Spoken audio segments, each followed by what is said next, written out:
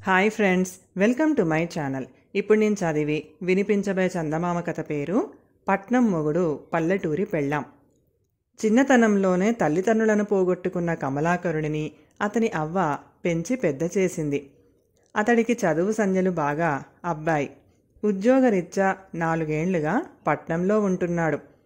అవ్వకు పుట్టి పెరిగిన పల్లెటూరు వదలడం ఇష్టం లేక అక్కడే ఒంటరిగా ఉంటుంది. అదే పల్లెలో దూరపు బంధువును పెళ్లాడిన కమలాకరుడి అక్క అవ్వ మంచి చెడ్డలు చూస్తూ ఉండేది. ఒక రోజున అవ్వకు ప్రాణాల మీదకి వచ్చినట్లుగా కబురందింది కమలాకరుడికి. ఆఖరి చూపు కూడా దక్కుతుందో లేదో అని దిగులు పడుతూ పల్లె చేరాడు అతను. అవ్వ ఊపిరి తీసుకోవడానికి కూడా ఎంతో కష్టపడుతుంది. కమలాకరుడు వచ్చాడని తెలిసాక ఆమె కళ్ళు తెరిచి, నీ పెళ్ళి కళ్ళ చూడనిదే, ఈ ఘటం వెళ్ళదులేరా కమలాకర. 2 ఏళ్లుగా పోరుతున్నాను, నా కోరిక తీర్చావు కాదు అంటూ కళ్ళనీళ్ళు పెట్టుకుంది. కమలాకరుడికి పల్లెటూరి పిల్లను చేసుకోవటం ఏమాత్రం ఇష్టం లేదు. అందంగా, నాజూగ్గా, చురుగ్గా ఉండే పట్నం అమ్మాయిని చేసుకోవాలని అతడు కళ్ళు కంటున్నాడు. నీ ఆరోగ్యం ముందు బాగుపడని అవ్వా, ఈ శ్రావణంలో అలాగే చేసుకుంటాను అన్నాడు కమలాకరుడు అవ్వ కాళ్ళు ఒత్తుతూ. ఒరేయ్, చెప్పానుగా, నాకు పిలుపు వచ్చేసింది. నీ పెళ్లి చూసి నన్ను తృప్తిగా కళ్ళు మూయని మంచి ముహూర్తం, రేపే కామాక్షితో నీ పెళ్ళి అన్నది అవ్వ. కామాక్షి పక్కింటి వాళ్ల పిల్ల. ఎంతో కాలంగా అవ్వకు చేదోడు వాదోడుగా ఉంటుంది. కమలాకరుడు అయిష్టంగా తల ఊపి ఏదో చెప్పబోయే అంతలో అతడి అక్క చెయ్యి పట్టుకొని పక్కకు తీసుకుపోయి, కామాక్షి అన్ని విధాలా నీకు తగిన పిల్ల. అవ్వ 4-5 రోజుల కంటే ఎక్కువ బ్రతకదని వైద్యుడు చెప్పాడు. అవ్వ మనకు చేసిన మేలు, ఆవిడకు ఆఖరి కోరిక తీర్చటం మన ధర్మం అన్నది. ఈ విధమైన ఒత్తిడి కారణంగా కమలాకరుడికి బొత్తిగా ఇష్టం లేకపోయినా పల్లెటూరి కామాక్షితో అతడి పెళ్లి జరిగిపోయింది. ఈ పెళ్లి కళ్ళ చూసిన మరుక్షణం అవ్వ మంచం దిగింది. అనారోగ్యం మంత్రం వేసేసినట్లుగా మాయమైంది. వారం తర్వాత కమలాకరుడు కామాక్షితో పట్నం బయలుదేరాడు. అవ్వ అతడితో, ఈ మాసంలోనే మీరిద్దరూ రామాపురంలోని రామాలయాన్ని తప్పక దర్శించండి, నాకు మొక్కు ఉంది అని 1-2 సార్లు చెప్పింది. బాడుగ బండిలో పట్నం వెళుతున్నప్పుడు కమలాకరుడు భార్యతో, నువ్వు పల్లెటూరి మొద్దులా పట్నంలోని అంగళ్లను, వీధులను, మేడలను చూస్తూ కళ్ళు ఇంత చెయ్యకు. కాస్త గొంతు తగ్గించి మాట్లాడటం, పళ్ళు కనిపించకుండా నాజుగ్గా నవ్వటం అలవాటు చేసుకో అన్నాడు. పట్నంలో కొత్త కాపురం కామాక్షికి బాగానే ఉంది. అయితే అనుక్షణం భర్త పల్లెటూరి దానివంటూ అవహేళన చేయటం ఆమెకు బాధగా ఉండేది. కనుగుడ్లు పైకి పొడుచుకు వచ్చేలా అంత బిగించి జడ వేసుకోవటం ఎందుకు? అమ్మోరిలా మొహాన అంత పెద్ద బొట్టేమిటి? అవ్వల ఒంటికి చీర చుట్టుకోవటం కాదు, కొత్తగా కాపురానికి వచ్చిన దానిలా కట్టుకోవటం నేర్చుకో అంటూ కామాక్షిని కోప్పడుతూ ఉండేవాడు కమలాకరుడు. అయితే 20 రోజులు తిరగకుండా కామాక్షి పట్నం అమ్మాయిల కట్టుబొట్టు అలవర్చుకోగలిగింది. అయినా కమలాకరుడు ఆమెను మెచ్చుకునే దానికి బదులు, నువ్వు ఎంతలా మారినా చూడగానే నువ్వు పల్లెటూరి మొద్దువని ఎవరైనా గ్రహించేస్తారు.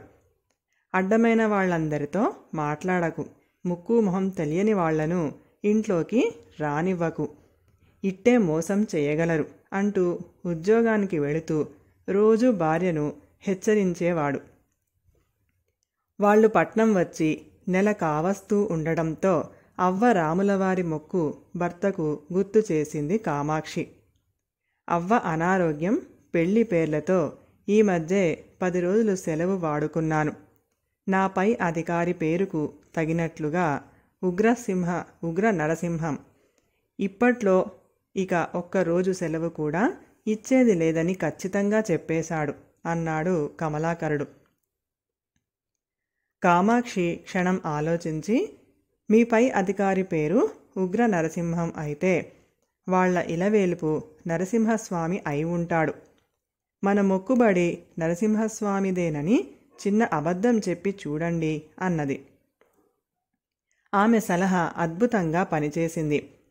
అందరూ స్వాముల వంటివాడు కాదు నరసింహస్వామి. ఆయన మొక్కులు చెల్లించడంలో ఏమాత్రం ఆలస్యం పనికిరాదు. ఒకరోజు సెలవు ఇస్తాను, రేపే బయలుదేరండి అన్నాడు అధికారి తొందర పెడుతూ. మర్నాడు చీకటితోనే భార్యాభర్తలు బాడుగ బండిలో రామాపురం బయలుదేరారు. కమలాకరుడు ఒక బంగారు గాజుల జత కామాక్షికి ఇచ్చి, మా అక్క గాజులు ఇవి, రామాపురం బంగారు కొట్లో ఎక్కడా దొరకని కొత్త రకం గాజులు దొరుకుతాయట. ఈ పాత గాజులు మార్చి కొత్త రకంవి తీసుకోమంది, పెట్టెలో అడుగున దాయి అన్నాడు. వాళ్ళు రామాపురం చేరేసరికి మధ్యాహ్నం అయ్యింది. ఊరి మొదట్లో ధర్మసత్రం ఉంది. భార్యాభర్తలు బండి దిగారు. ఖాళీ గదులు లేవు అన్నాడు సత్రం ఉద్యోగి. ఇది విని కమలాకరుడు ఉసూరుమన్నాడు. కామాక్షి కల్పించుకొని ఉద్యోగితో, రామశాస్త్రి గారు మా ఇంటికి వచ్చినప్పుడల్లా మేము ఎప్పుడూ రామాపురం వచ్చినా ఈ సత్రంలోనే దిగమని చెబుతూ ఉంటారు అన్నది. రామశాస్త్రి పేరు వినగానే ఉద్యోగి కలవరపడి, మరిచాను, ఇప్పుడే ఒక గది ఖాళీ అయ్యింది అంటూ వాళ్లకు అప్పటికప్పుడు ఒక గది ఇచ్చాడు. రామశాస్త్రి ఎవరు అని అడిగాడు కమలాకరుడు కామాక్షిని. ఈ ధర్మసత్రం తండ్రి జ్ఞాపకార్థం క్రితం సంవత్సరమే ఆయన కట్టించాడు అన్నది కామాక్షి.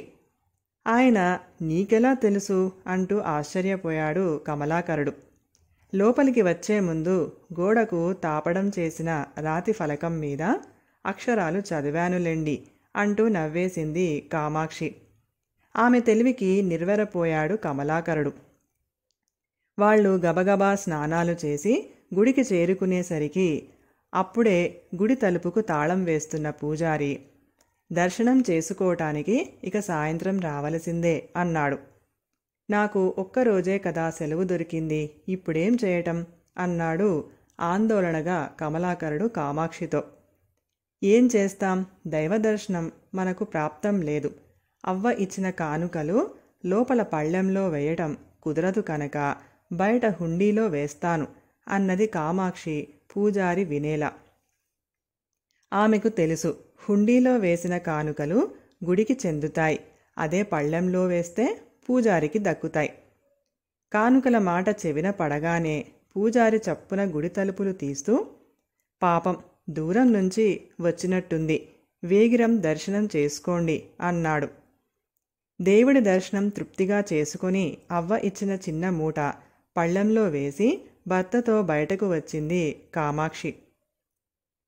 నీ పుణ్యాన అవ్వ మొక్కు తీరింది.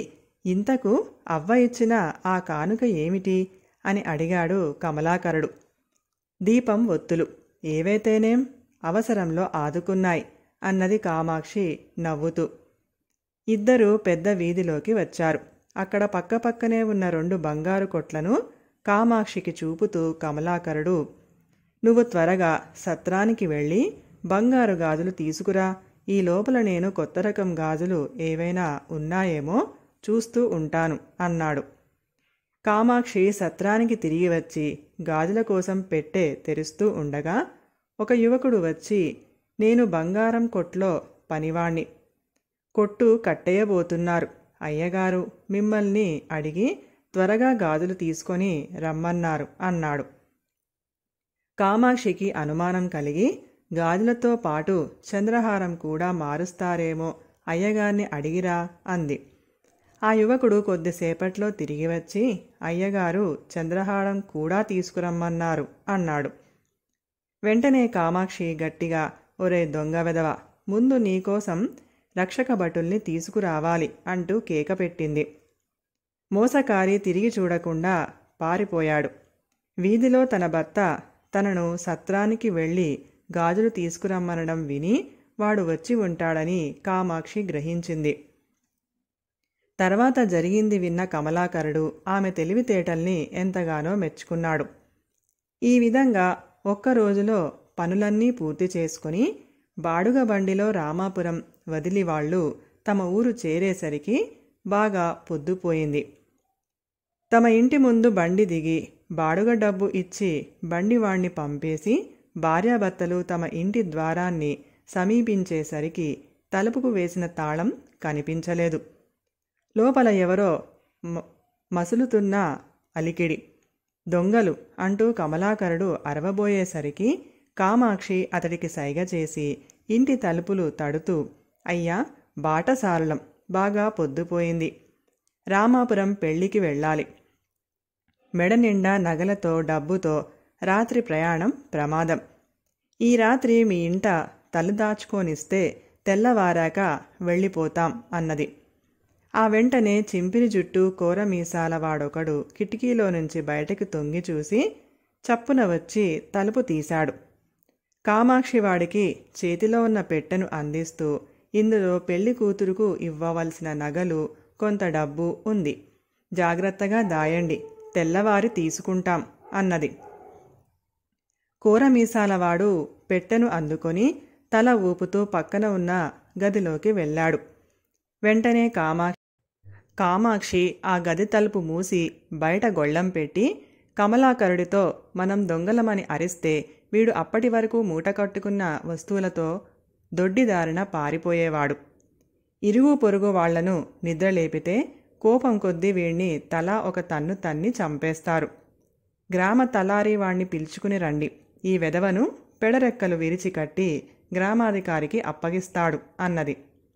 భార్య సమయస్ఫూర్తికి నిర్ఘాంతపోయిన కమలాకరుడు ఆమె 2 చేతులు పట్టుకొని, ఇన్నాళ్ళు నిన్ను పల్లెటూరు మొద్దువని, తెలివి తక్కువ దానివని చులకన చేశాను. నీ తెలివితేటలు పట్నంలో పుట్టి పెరిగిన ఆడపిల్లలకు కూడా ఉండవు. మన ఆచారం ఒప్పుకోదు కనుక క్షమించమని మాత్రం నిన్ను అడగను, ఏమీ అనుకోకు అంటూ గ్రామ తలారీవాడి దగ్గరికి ఇంటికేసి పరిగెత్తాడు. కథ సమాప్తం. ఈ కథ కనుక మీకు నచ్చినట్లయితే ప్లీజ్ లైక్ చేయండి, షేర్ చేయండి. మరిన్ని మంచి మంచి కథల కోసం మా ఛానల్ని సబ్స్క్రైబ్ చేసుకోండి. Thank you.